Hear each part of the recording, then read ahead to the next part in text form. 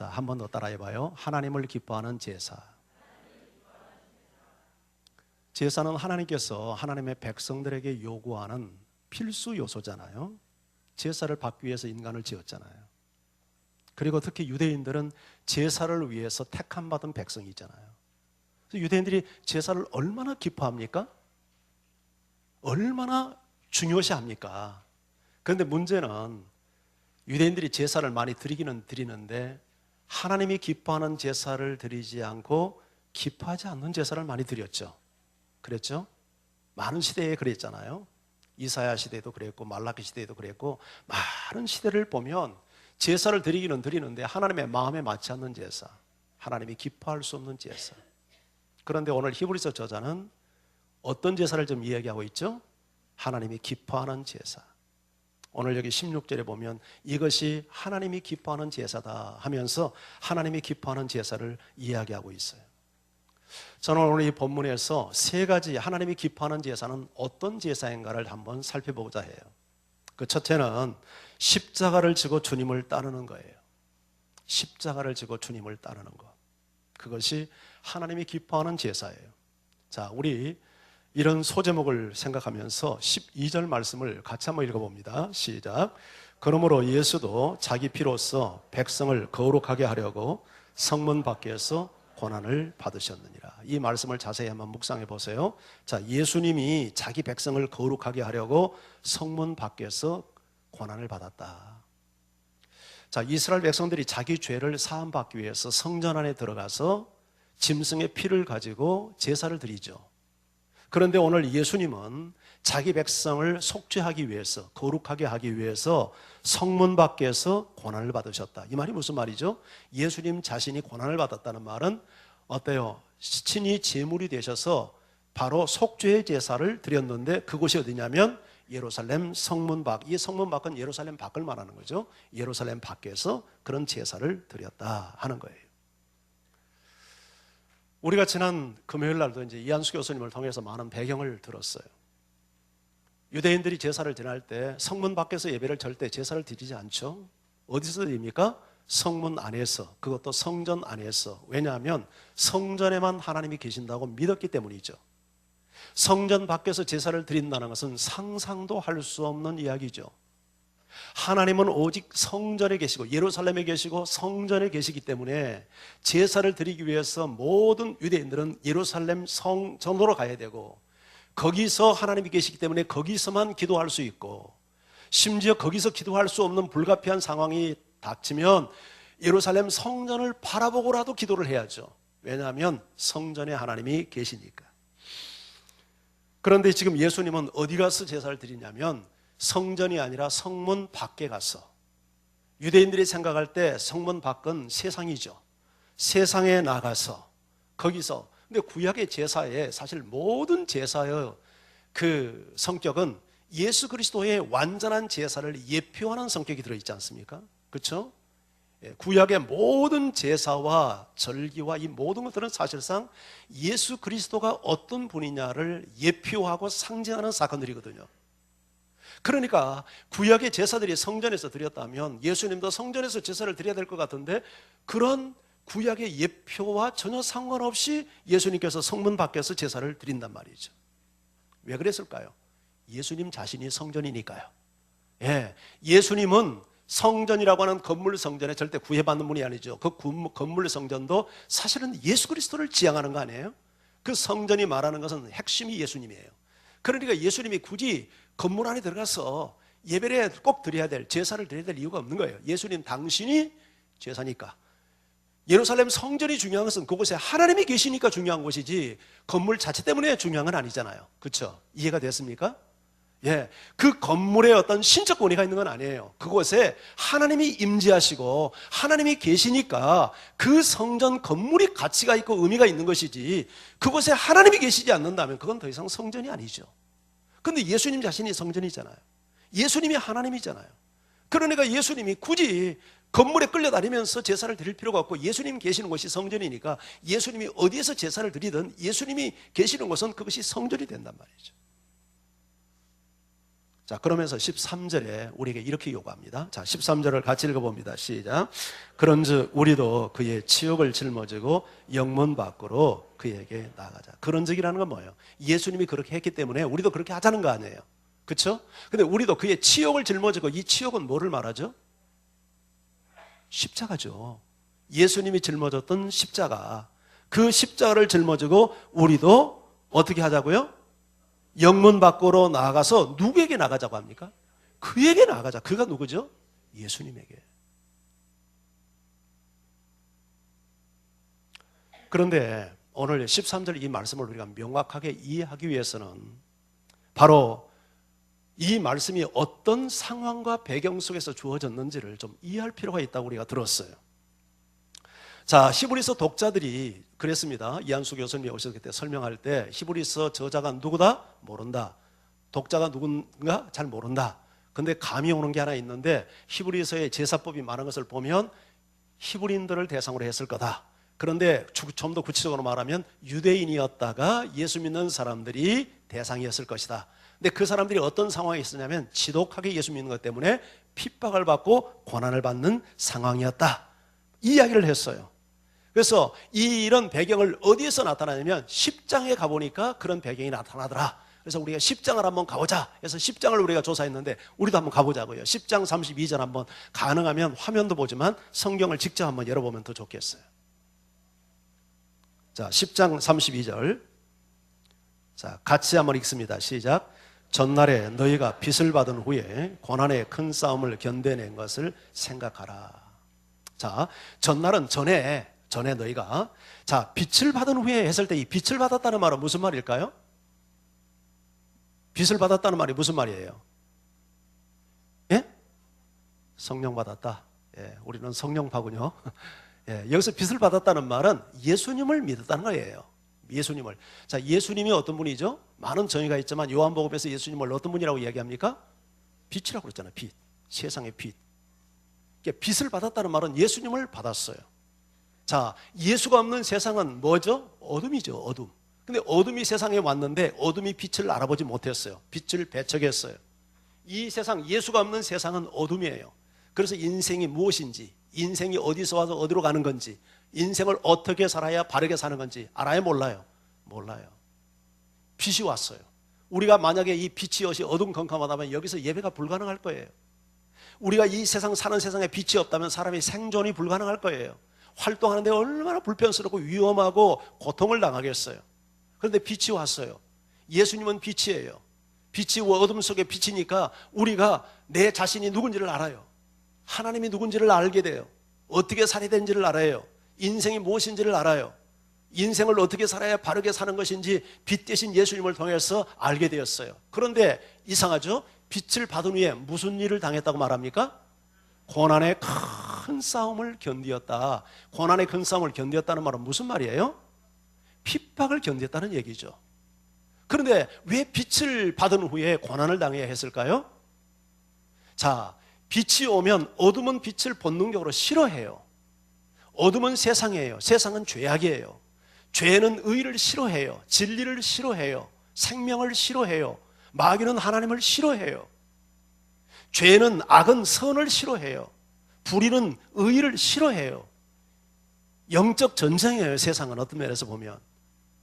그러니까 빛을 받은 사람들을 이 악한 사람들이 싫어하는 거예요. 미워하는 거예요. 그래서 왕따를 시키는 거예요.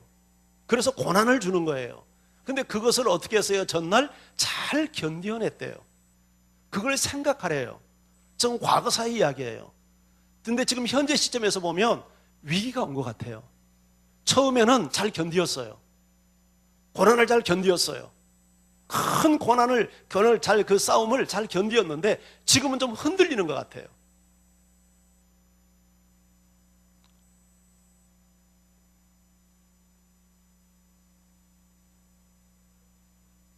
여러분, 우리나라는 사실상 종교의 자유가 주어진 나라죠. 그리고 예수 믿는다고 막 경찰 출동 안 하고, 예수 믿는다고 막 핍박받는 일 없고, 그럼에도 불구하고 우리나라에서 신앙의 자유가 있고 종교의 자유가 있지만 그럼에도 불구하고 예수 믿는 것이 불신사회에 한참 믿지 않는 사람들 속에 들어가서 내가 예수 믿는 사람으로서 행세를 하려고 하면 편안합니까? 불편합니까? 불편하죠. 왠지 모를 경계가 있고 긴장감이 있고 거기 충돌이 있습니다. 그런데 지금 1세기 히브리서 저자들이 살았던 상황은 그런 정도가 아니죠. 지금 우리가 지금 여기서 예수 믿는 사람들이 믿지 않는 사람들 속에 들어가서 예수 믿는 행세를 할 때 겪는 긴장감이나 그런 갈등 정도가 아니죠. 그 사람들이 정말 그때 당하는 그 고통이라는 것은 상상이 불가능한, 그래서 33절, 10장 33절 한번 읽어보세요. 구체적으로 어떤 고난을 당했는지를 밝히고 있죠. 함께 읽습니다. 시작. 혹은 비방과 환난으로서 사람에게 구경거리가 되고 혹은 이런 형편에 있는 자들과 사귀는 자가 되었으니, 여기 혹은이라는 것은 여기서는 어떤 경우에는 그런 뜻이에요. Sometimes. 예, 어떤 경우에는 비방과 환난으로서 사람에게 구경거리가 되고, 또 어떤 경우, 여기 혹은 했을 때는 또 혹은 다른 경우에는 그런 뜻이에요. 이번에는 형편에 있는 자들과 이런 형편에 있는 자들과 사귀는 자가 되었다. 이 말이 무슨 말일까? 여러분, 비방과 환난을 당하고 사람들의 구경거리가 됐다는 말은 이해가 되죠. 예수 믿는 것 때문에 저거 예수쟁이 됐대, 이렇게 비방을 해요. 제가 우리 동네에서 제일 처음 제 1호 예수쟁이가 됐는데, 제가 초등학교 때 교회를 다니니까 우리 친구 애들이 저거 예수쟁이라고 놀리더라고요. 근데 그것이 그렇게 썩 기분 좋지가 않고 부담스럽게 느껴졌어요. 어린 마음에. 저 예수쟁이라고, 이게 놀린다는 느낌이 들잖아요. 저거 예수쟁이라고.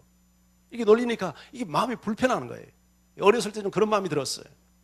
비방을 했어요. 비방을 하는 정도가 아니죠. 환난이 있었죠. 환난. 예. 예수 믿는다고 고통을 남겨주고 박해를 하고 핍박을 했어요. 사람들의 구경거리가 되게 만들었어요. 예. 아마 뭐 공개적으로 사람들을 세워놓고 모욕을 주거나, 어쩌면 길을 가는데 손가락질하고 비방하고 저거 예수쟁이 간다고 이렇게 막 소리를 지르거나 돌멩이 던지고, 예, 티끌을 날리고 욕설을 퍼붓고, 아마 이런 행위들을 했을 가능성이 있어요. 또 미련한 형편에, 이러한 형편에 있는 자들과 사귀는 자가 되었다. 이 말은요, 조금 더 우리가 쉽게 개념으로 이해를 하면 무슨 말이냐면 왕따 시켰다는 말이에요. 왕따. 예수 믿는다고 왕따를 시켜버린 거예요. 여러분, 우리 사회가 상당히 개인주의 사회 아닙니까? 이 개인주의 사회 속에서도 사람들이 왕따를 당하면 왕따를 견디지 못해서 우리 중고등부 아이들 같은 경우는 자살도 하는데, 관계 중심적인 1세기 그 사회 속에서 왕따를 당한다는 것은 이건 견딜 수 없는, 이건 고문입니다. 고문. 이런 상황을 비방을 당하죠. 환난을 당하죠. 사람들의 구경거리가 되죠. 왕따를 시키죠. 그 정도가 아니었죠. 34절 한번 더 보세요. 34절. 자, 같이 읽어봅니다. 시작. 너희가 갇힌 자를 동정하고 너희 소유를 빼앗기는 것도 기쁘게 당한 것은 더 낫고 영구한 소유가 있는 줄을 알미라. 자, 너희가 갇힌 자를 동정하고 했는데요, 이 감옥에 갇힌 사람을 동정했다는 말로 보여지지만 사실은 이 말의 본래의 뜻은 그런 뜻이 아니에요. 동정하는 자를 따라서, 갇힌 자를 따라서 너희도 갇힌 자가 되었다, 그런 뜻이에요. 그러니까 감옥에 갔다는 얘기죠. 감옥만 갔습니까? 무엇도 뺏겼습니까? 재산까지 빼앗긴 거예요. 재산도 몰수를 당하고 재산도 빼앗겼어요. 지금도 이슬람권이나 저 북한 사회 같은 데에서는 여러분은 엄청나게 예수 믿는 것 때문에 불이익을 당하잖아요.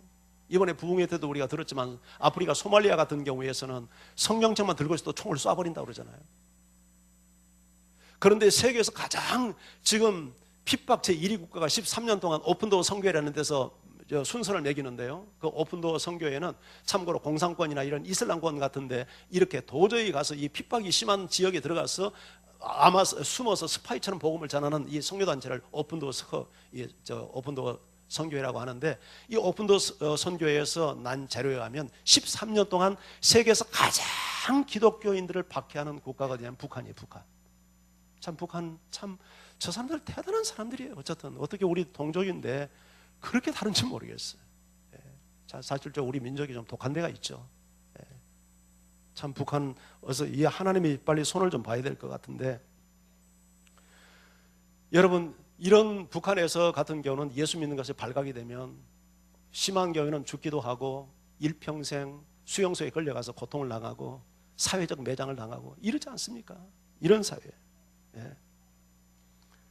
저기 아프리카 같은 나이지리아 그 보코하람이라고 하는 사람들, 이 사람들도 이슬람 극진주의자들이죠. 이 게릴라 폭력 단체들인데, 얘네들이 나이지리아에 있는 한 기독교 학교를 급습해가지고 여학생들 260 몇 명을 납치해서 갔잖아요. 근데 그 학교가 예수 믿는 아이들 학교예요. 서양 이거 귀신단지 학문을 가르친다 해가지고 뭐 그 아이들을 납치해가지고 지금도 그 생존 여부도 아직도 행방불명 상태잖아요. 찾지도 못하잖아요. 어떻게 그런 나라가 있는지 모르겠어요. IS 이슬람 이 국가를 건설하겠다고 지금 시리아, 이라크 북부 지역에서 활동하고 테러를 자행하는 이 사람들이 제1 타깃이 누구냐면 예수 믿는 사람들, 예수 믿는 사람들 동네 들어서 무차별 학살하고 죽이고 이런 짓을 하지 않습니까? 네, 우리가 이렇게 이제 집에서도 그렇잖아요. 우리 예수 믿는 그리스도인들이 자매들이 이제 안 믿는 집에 결혼을 해가지고 안 믿는 시댁에 가서 이제 살다 보면 안 믿는 전체가 둘러싸는 환경이 이제 안 믿는 집이다 보면 참 신앙생활 하기가 힘들고 어려워요. 그럴 때 시댁이 무서워서 신앙생활을 못하고 신앙을 포기하는 그런 자매들도 적잖아요. 그런데 어떤 경우는 그걸 이겨내고 말이죠. 그걸 극복하는 그런 가정도 있어요. 여러분 알다시피 제 조카가 우리 장영란 권사님이에요. 장 권사가 시집을 잘못 갔어요. 안 믿는 데 갔잖아요. 그 남편이 그 문병호 집사가 전혀 불신자 집안입니다. 아주 대대로 불교 집안이고 유교 집안이고 그런 집안에 가가지고 처음에 그 실혼 그 1년 차에 결혼해가지고 이제 막 갔는데 산소를 갔는데 절하는다고 뺨까지 맞고 그랬답니다. 그 문서방 자기 신랑한테. 그 아마 그렇게 핍박을 하면 웬만하면 포기해버릴 거예요. 그런데도 그래도 장권사가 그래도 어렸을 때부터 신앙을 잘 이렇게 세워왔기 때문에 그 고난을 극복하고 그 집안 시댁을 다 지금은 구원시켰잖아요. 예, 남편 곧 안수 그 지금 나가는 교회에서 곧 권사 된다고 합니다. 우리나라로 말하면 안수 집사죠. 거기 감리교니까. 예. 집안을 다 지금은 예수 믿게 했어요. 그 동생들까지 어머니까지 다 구원을 했어요. 참 감사해요. 근데 핍박을 당하면 그렇게 하기가 쉽지 않아요. 지금 그러니까 지금 이 히브리서 저자가 이 독자들이 지금 받는 상황이 어떤 상황이면 너무 힘이 들어가지고 막 갈등하는 상황이에요. 갈등. 예, 그런 상황에서 이 사람들을 격려하기 위해서 오늘 본문이 주어지는 거예요. 격려 차원에서 이런 배경을 가지고 12절 13절을 우리 다시 한번 읽어봅니다. 자, 이런 배경을 가지고 자 함께요. 시작. 그러므로 예수도 자기의 피로써 백성을 거룩하게 하려고 성문 밖에서 고난을 받으셨느니라. 그런즉 우리도 그의 치욕을 짊어지고 영문 밖으로 그에게 나아가자. 우리 예수님이 우리를 거룩하게 하시려고 그가 성문 밖에서 치욕의 십자가를 짊어지고 고난을 당했으니까 우리도 예수님 따르는 것 때문에 고통을 당한다고 포기하지 말고 우리가 짊어져야 될 치욕의 십자가를 지고 영문 밖으로 예수님이 계시는 그곳, 고난받는 그곳으로 나아가자. 예수님을 뒤따르자. 바로 왜 이것을 이야기하냐면 이것이 히브리서 저자가 말하는 것은 이것이 하나님께서 정말로 기뻐하는 제사이기 때문에 우리가 그렇게 해야 된다. 너희가 하나님도 계시지 않는 유대 성전으로 가지 마라. 유대의 교로 다시 돌아가지 말아라. 하나님이 계시는 진정한 곳은 그곳이 아니다. 영문 밖에서 십자가를 지고 여러분 그 고난의 현장에서 고통받는 예수님에게 가는 것이 우리가 살 길이고 그것이 진정으로 하나님 만나는 길이고 거기에서 드리는 제사가 진정한 제사이지 생명도 없는 하나님도 계시지 않는 유대 종교에 들어가서 제사 드리는 것이 그것이 진정한 종교가 아니다. 참된 예배 제사가 아니다. 그걸 지금 말씀하고 있는 거예요.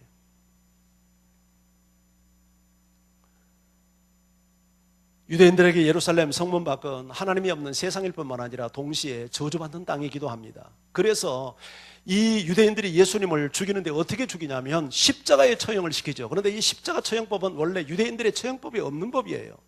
이건 원래 로마인들의 처형법입니다. 로마 사람들이도 이 십자가 처형이 너무 가혹하기 때문에 자국민에게는 십자가 처형을 하지도 않아요.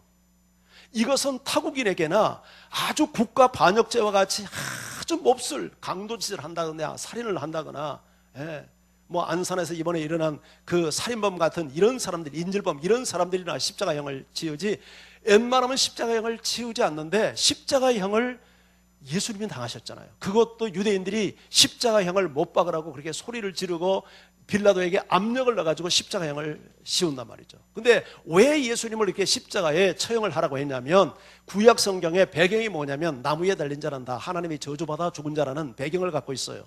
그러니까 저 예수는 하나님의 아들이 아니고 저는 하나님을 위장하다가 하나님께 저주받은 자라고 하는 것을 모든 유대인들에게 인식시키기 위해서 십자가의 죽음을 요구했던 거예요. 봐라, 얘는 하나님의 아들이 아니다. 얘는 하나님을 자기가 자칭 하나님이라고 떠들다가 하나님에게 저주받아 죽은 거다.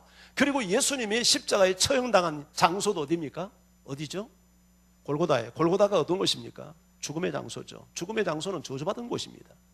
그래서 십자가에 처형을 시키고 골고다에서 처형을 시킨 모든 것이 뭐냐면, 예수는 하나님의 아들이고 아들이 아니고 예수는 하나님의 저주를 받아 죽은 자다. 그런 의미를 인식시키기 위해서 그렇게 유대인들이 요구했고 그렇게 해서 처형을 당한 거예요. 그런데 오늘 히브리서 기자는 그 예수님이 처형당하신 그 장소로 우리도 예수님이 짊어지셨던 지옥에 십자가를 지고 나가자, 이렇게 이야기를 하는 거예요. 이것이 13절 말씀이잖아요. 13절. 그런데 왜 십자가를 지옥의 십자가라고 했을까?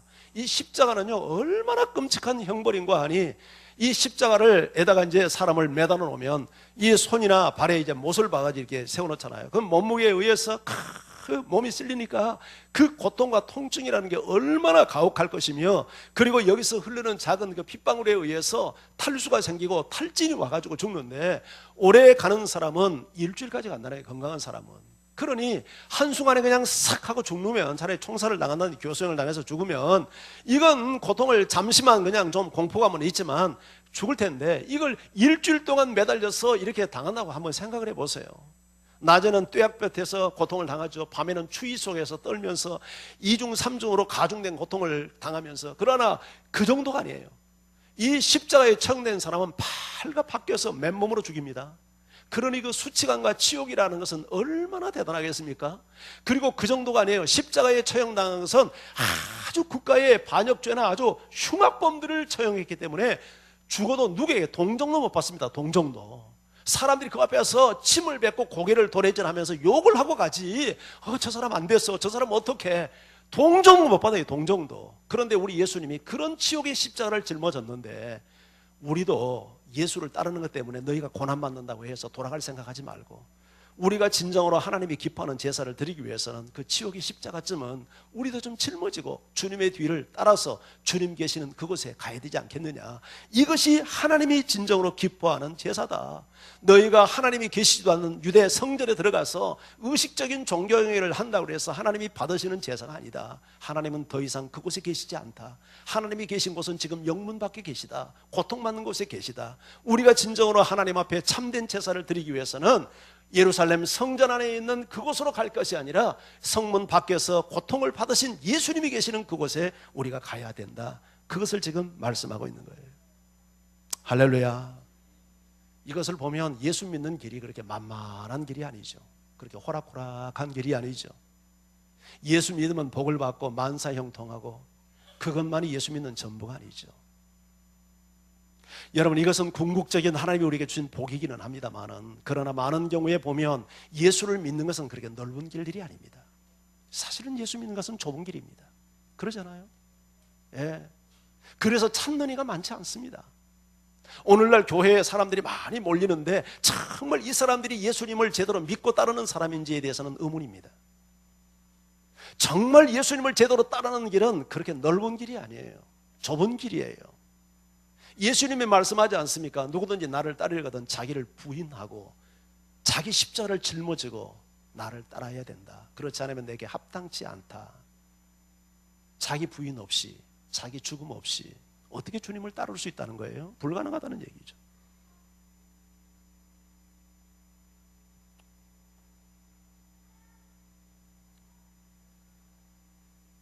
히브리서 저자도 동일한 말을 하고 있어요. 34절. 여러분 이 말씀, 자, 히브리서 10장 34절 우리 다시 한번 읽어봅니다. 함께요. 시작. 너희가 갇힌 자를 동정하고 너희 소유를 빼앗기는 것도 기쁘게 당한 것인데 더 낫고 영광 소유가 있는 줄을 알미라. 자, 갇힌 자를 동정하고 갇힌 자와 함께 갇힌 자를 따라서 너희도 갇히고, 그런 뜻이라고 그랬죠. 자, 너희 소유를 빼앗긴 것도 기쁘게 당한 것은, 감옥에 갇히고 예수 믿는 것 때문에 감옥에 갇히고 소유를 빼앗겼는데도 기쁘게 그걸 당했대요. 근데 그 이유가 뭐 때문이죠? 더 낫고 영구한 소유가 있는 줄을 정확히 말하면 너희가 알미라. 이 믿음을 그들이 가지고 있었어요.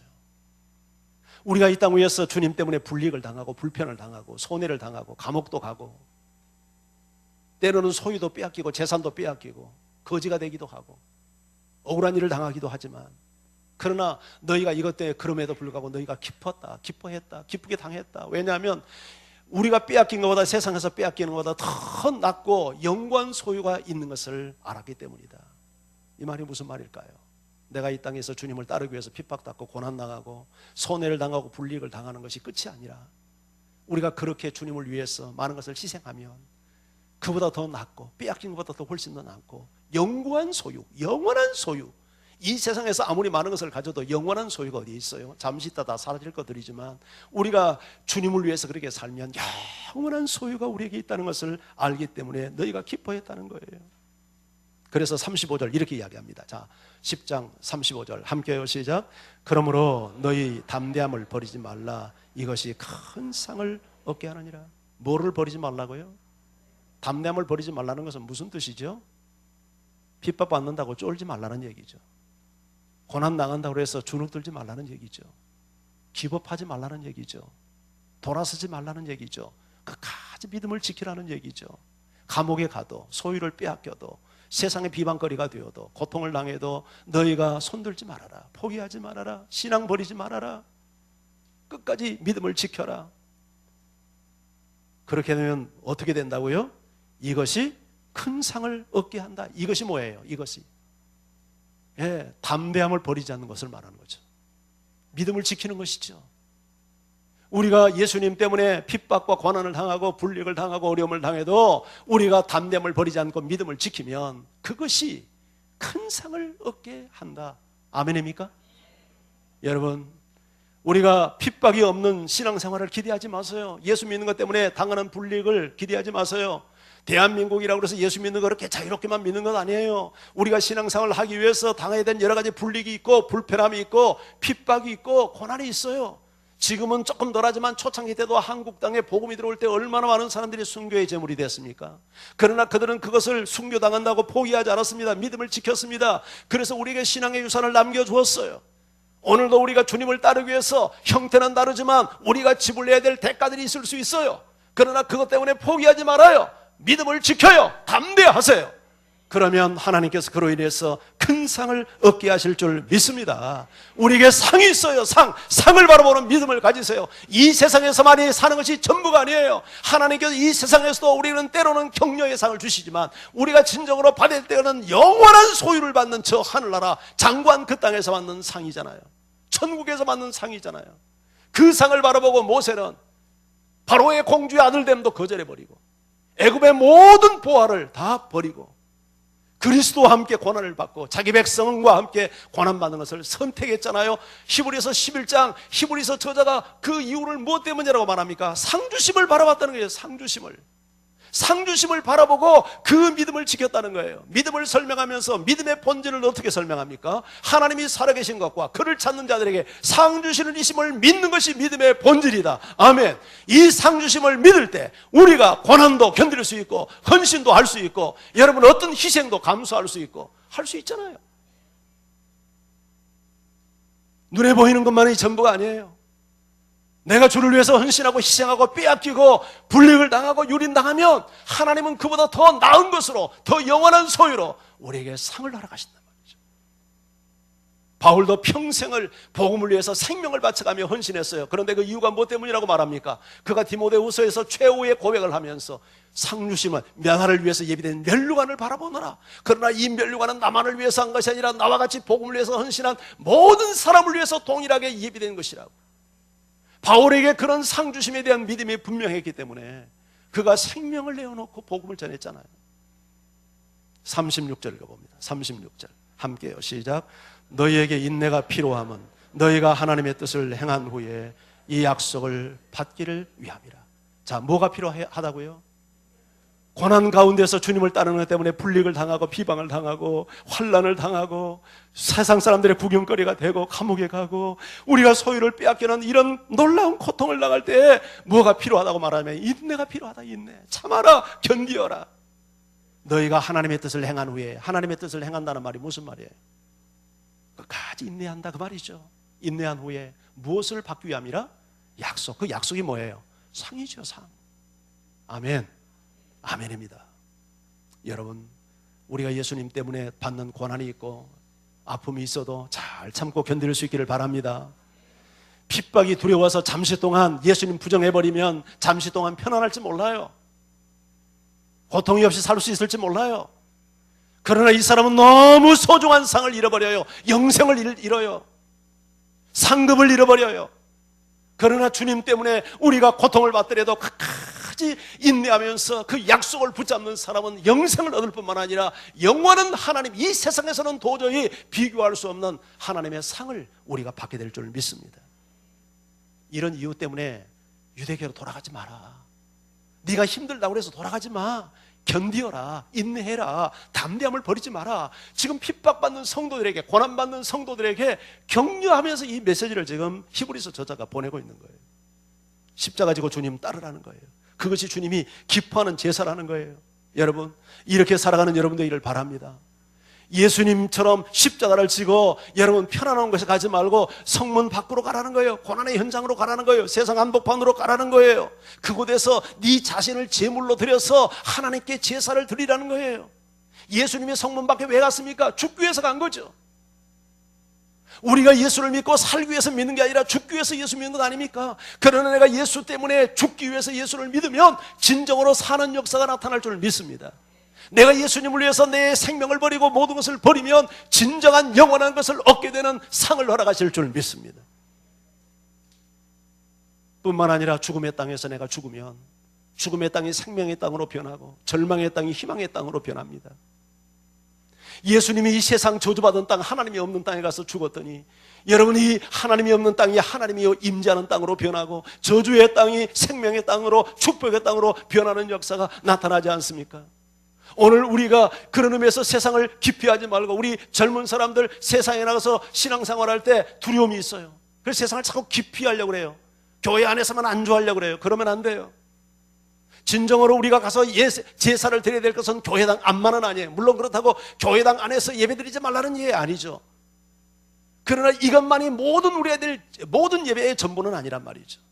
이 안에서 우리가 예배해야 되지만 예수님처럼 우리가 져야 될, 마땅히 주님을 따르기 위해서 져야 될 십자가, 지옥의 십자가를 지고 주님을 따라서 주님이 계신 세상 한복판, 저주의 땅, 문제가 있는 땅, 아픔이 있는 땅, 치유가 필요한 땅, 우리의 뭔가 복음에 필요한 땅, 사랑이 필요한 땅에 가서 그들에게 복음을 전하고 생명을 전하고, 그것이 예수님께서 우리에게 기대하는, 하나님께서 원하시는 제사라는 거예요.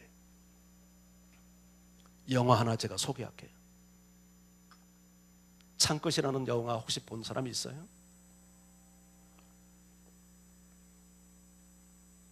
저 나온 지 영화가 그렇게 오래된 영화가 아니에요. 2006년도에 나온 영화거든요.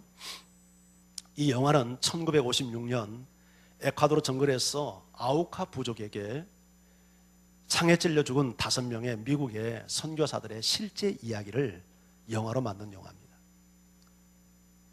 그 5명의 선교사가 이렇습니다. 이름은 28세의 짐 엘리엇, 32세의 너잇 세인터, 27세의 피터 블레밍, 28세의 에디 맥켈리, 31세의 예드리안.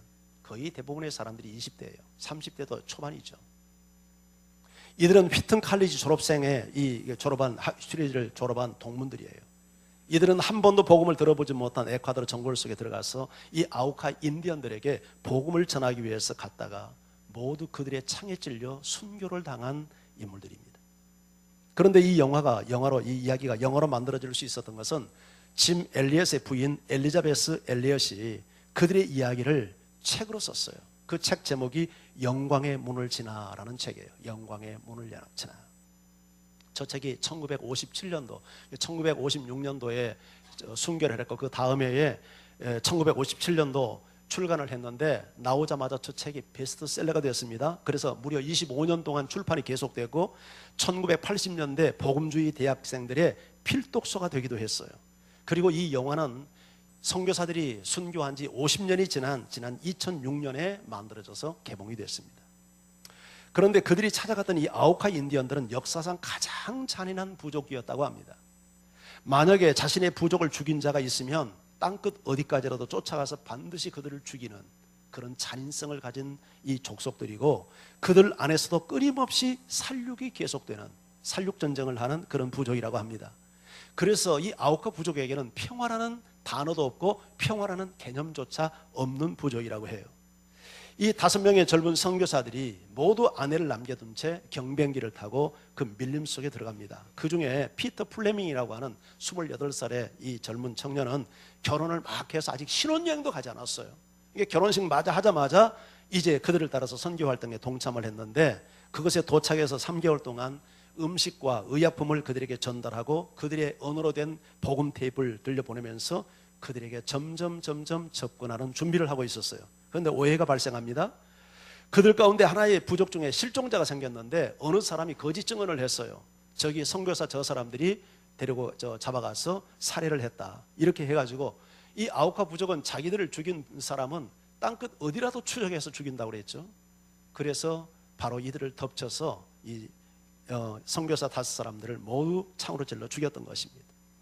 그런데 이 일이 있고 난 이후에 이 아우카 인디언들, 선교사를 죽인 이들의 가슴 속에 한 가지 이해되지 않는 의문이 발생을 했어요. 그게 뭐냐면, 그들이 이제 창이 뚫려 공격을 받을 때 저항을 하지 않았어요. 선교사들이 도망을 치지도 않았어요. 더군다나 놀라운 사실은 그들이 죽고 난 다음에 호주머니 전부 다 센터를 해보니까 권총이 나온 거예요. 권총이 있었는데 권총을 사용하지 않은 거예요. 이것이 아우카 인디언들에게 큰 충격을 안겨줘요. 그렇게 위협을 당하고 죽임을 당할 때 얼마든지 권총을 빼서 방어할 수 있는 상황이었음에도 불구하고 그들이 그런 행동을 하지 않은 것에 대해서, 왜 그들은 그런 총을 꺼내서 자신들을 방어하지 않고 왜 스스로 자신들의 목숨을 우리에게 내어줬을까? 바로 이 의식이 아우카 부족들을 괴롭히기 시작을 했어요.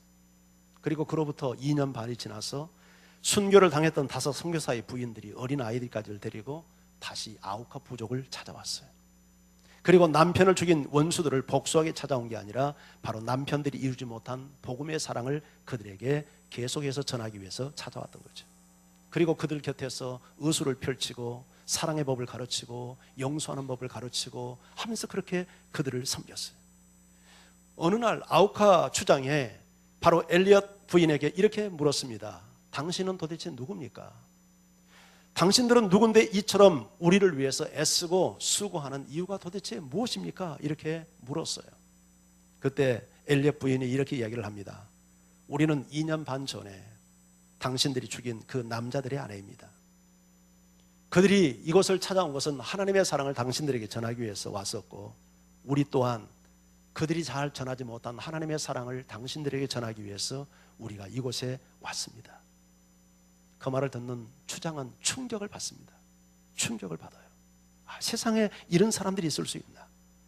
그래서 자기들이 죽인 선교사 부인들이 자기들을 사랑하고 섬기기 위해서 왔다는 말을 듣고 충격을 받고, 바로 그때부터 이 추장은 이 사람들이 마을에 들어올 수 있도록 용납을 합니다. 그리고 그들에게 복음을 전할 수 있도록 허락을 합니다.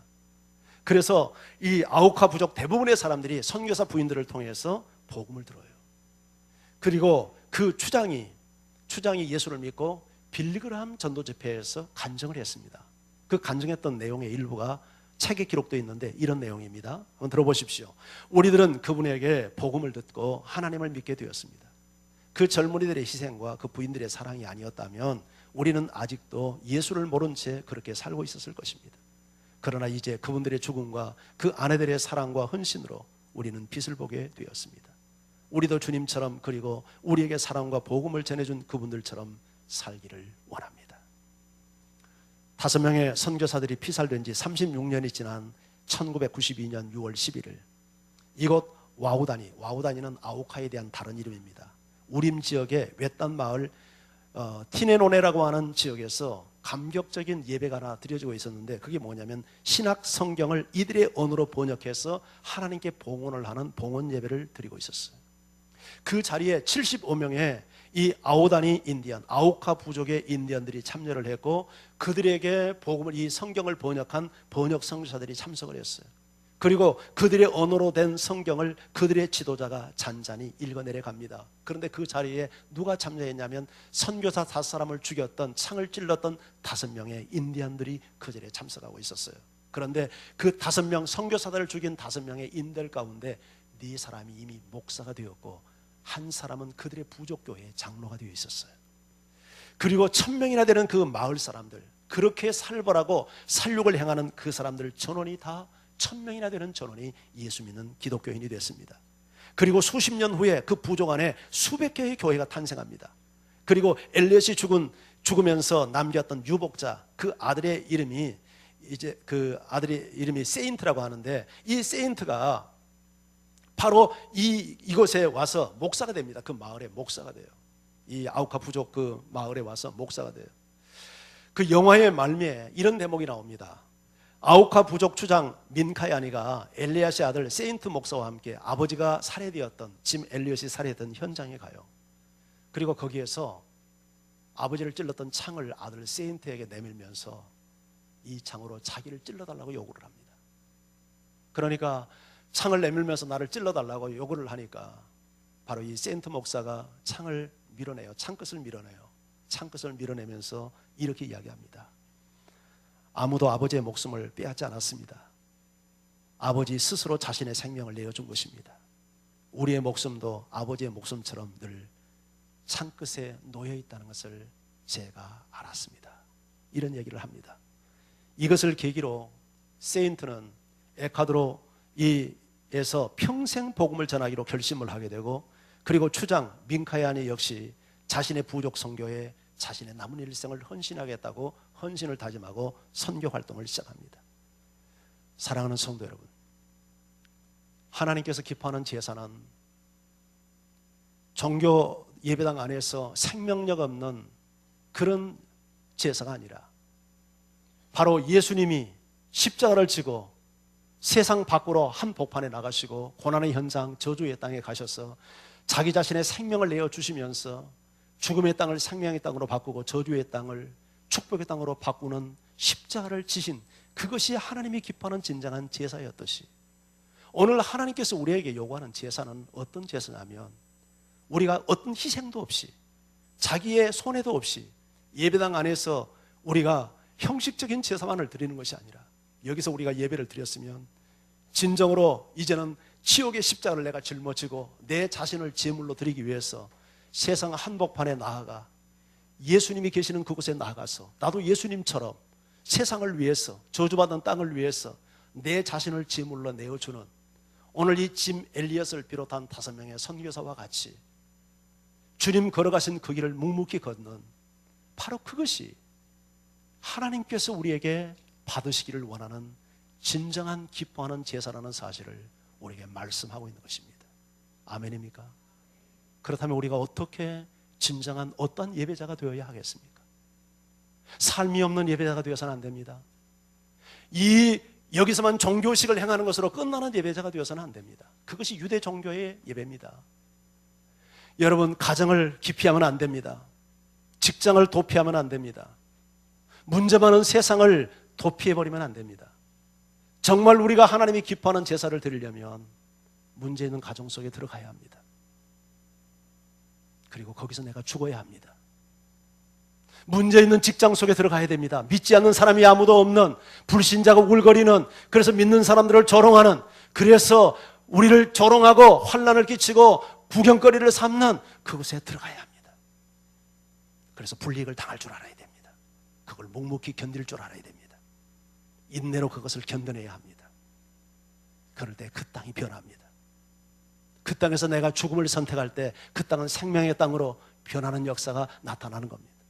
하나님은 그런 예배를 우리에게 받기를 원하십니다. 자, 13장 14절로 돌아와서 한번 읽어봅니다. 13장 14절 함께 읽습니다. 시작. 우리가 여기에는 영구한 도성이 없으므로 장차올 것을 찾나니. 자, 여기 영구한 도성이 없다. 그 말이 무슨 말이에요? 이스라엘 백성들은 예루살렘이 영구한 도성이라고 믿었습니다. 지금도 정통 유대인들은 예루살렘이 영구한 도성이라고 지금도 믿습니다. 옛날 솔로몬이 세웠던 성전, 거기 지금 뭐가 서해져 있습니까? 이슬람의 모스크가 들어앉아 있습니다. 그것을 회복하는 것이, 그것을 찾는 것이 그들의 목표입니다. 그러나 그거 건드리면 3차 대전이 일어나니까 지금 함부로 손을 못 대는 거죠. 지금도 유대인들은 바로 이 땅에서 영구한 도성을 찾습니다. 그러나 영구한 도성은 이 땅에 없습니다. 영구한 도성은 언제 옵니까? 장차 옵니다. 장차 온다는 건 뭐예요? 영원한 하나님의 나라 도성을 우리는 찾는 사람이에요. 이런 의미에서 여러분, 우리는 영원한 하나님 나라를 향해서 가는 순례자입니다. 순례자예요. 이 세상에서 잘 되고 이 세상에서 잘 먹고 이 세상에서 성공하는 것이 우리가 추구해야 될 게 아닙니다. 여러분, 우리는 이 세상의 것을 얻기 위해서 투쟁하는 자들이 아니라 저 영원한 도성을 얻기 위해서, 찾기 위해서 우리는 찾아가는 순례자가 되어야 돼요. 할렐루야. 그 일을 위해서 십자가를 져야 됩니다. 우리 예수님이 걸어가신 그 길을 우리도 걸어가야 됩니다. 예수님이 지옥의 십자가를 지고 저주의 땅에서 생명을 내어주시고 자신을 제물로 바쳐서 하나님이 기뻐하는 제사를 드림으로 우리를 거룩하게 하시고 온 세상을 살린 것처럼 내가 져야 될 십자가, 내가 예수님을 따르기 위해서 짊어져야 될 지옥의 십자가를 나도 짊어지고 주님의 뒤를 따르고 내 자신을 제물로 내어놓을 때 죽었던 가정이 살아나고, 예수 믿는 사람이 한 사람도 내 직장 속에 예수 믿는 하나님의 백성들이 일어나고 저주의 땅이 생명의 땅으로 변하는 역사가 나타날 줄 믿습니다. 이런 의미에서 지금도 많은 선교사들이 아프리카 땅으로 이슬람관으로 하나님의 부름을 받고 갑니다. 진정한 제사가 뭔지를 알기 때문에 가는 사람들이죠. 그러나 그들만이 선교사는 아니지 않습니까? 우리가 직장에서, 직장 세상이라는 것이 돈 벌어 먹고 사는, 여러분, 그것만을 위한 환경은 아니지 않습니까? 바로 그것에서 우리가 제사를 드려야 되고 예배를 드려야 될 예배의 현장이죠. 두 번째 제사, 찬송의 제사입니다. 자, 15절 말씀 같이 읽어봅니다. 15절 말씀 함께요. 시작. 그러므로 우리는 예수로 말미암아 항상 찬송의 제사를 하나님께 드리자. 이는 그 이름을 증언하는 입술의 열매니라. 무슨 제사를 드리자고 합니까? 찬송의 제사. 자, 누구로 말미암아? 예수로 말미암아. 예수님 때문에, 예수님 안에서, 예수님을 인하여, 그런 뜻이죠. 그런데 찬송의 제사를 언제 드리자고요? 언제요? 항상. 여러분, 항상. 지금 이들은 고난 가운데 있는 사람들입니다. 찬송을 부를 수 있는 상황이 아닙니다. 한숨을 쉬어야 되고 불평을 해야 되고 원망을 해야 될 순간입니다. 그런데 정말 예수로 말미암아, 예수님 때문에, 예수님을 인하여, 예수님 안에서 예수님이시는 힘을 의지하고 예수님을 바라보면서 항상 찬송의 제사를 드리자라고 말합니다. 바울이 감옥에서 복음을 전하다가 감옥에 갇혔습니다. 매를 맞았습니다. 온몸이 천근만근이 됐습니다. 그런데 그곳에서 하나님을 찬양합니다. 하나님께 감사 기도를 드립니다. 그런데 하나님의 영광을 받습니다. 하나님이 임재합니다. 그러니까 옥문이 열립니다. 그러니까 족쇄가 풀어집니다. 그것을 기대하고 우리가 찬송하자는 건 아닙니다. 그러나 정말 그 제사를 하나님이 받았다는 사인 아닙니까? 그 기적이 목적이라면 도망을 쳤어야 될 거예요. 그러나 여러분, 도망가는 것이 목적이 아닙니다. 기적이 목적이 아닙니다. 하나님이 영광 받은 사인을 보이는 겁니다. 내가 네 제사를 받았다는 것을 보여주는 겁니다.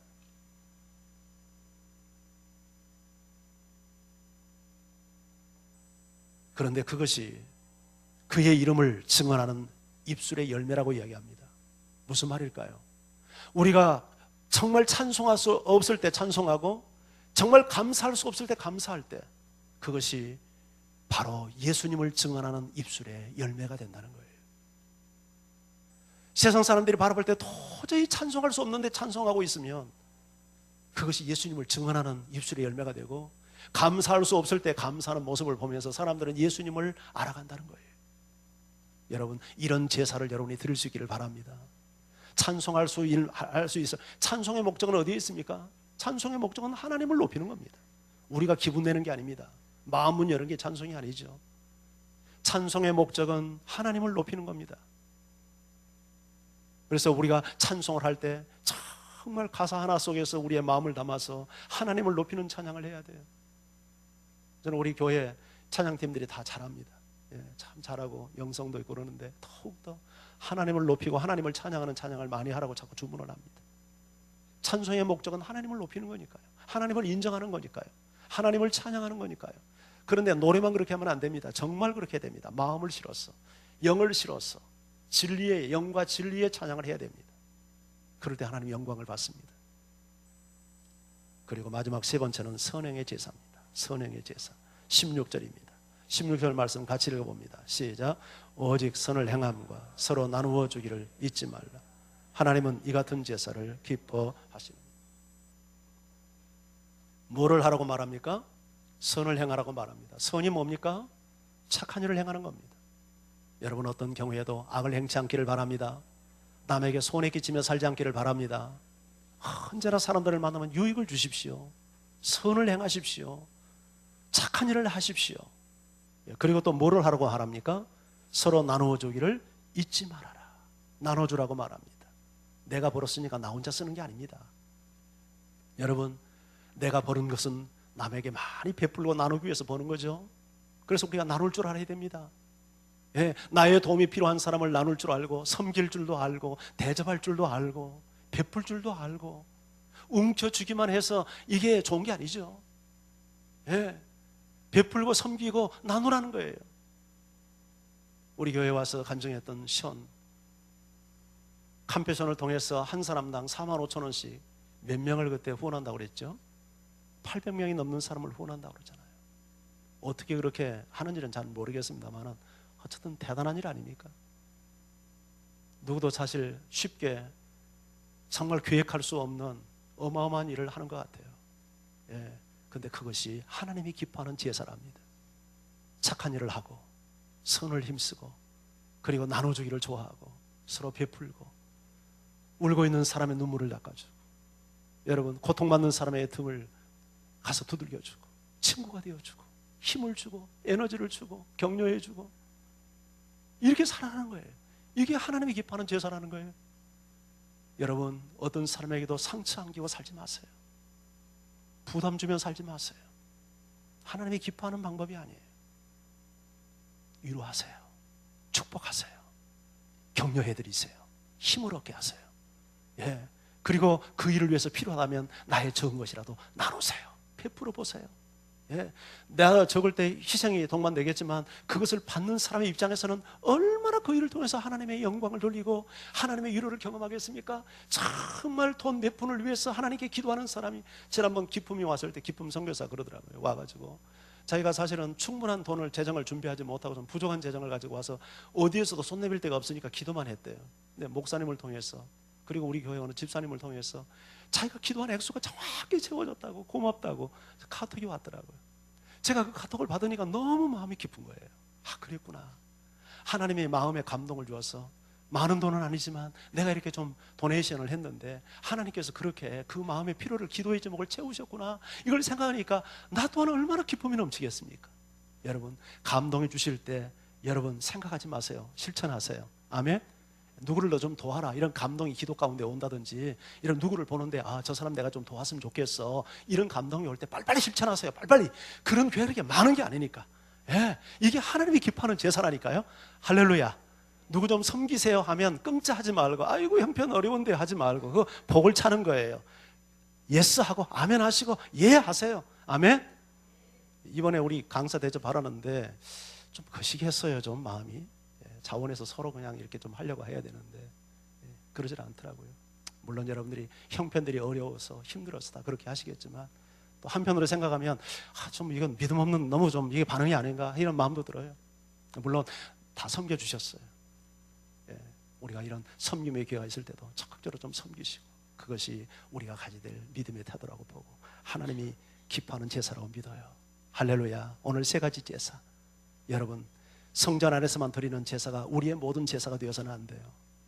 주님은 세상 한복판에 십자가를 지고 가셨어요. 우리도 그 주님을 따라가야 돼요. 그래서 거기서 나를 제물로 드리는 제사를 드리세요. 그리고 찬송의 제사를 드리세요. 그리고 선한과 그리고 나눠주기를 힘쓰세요.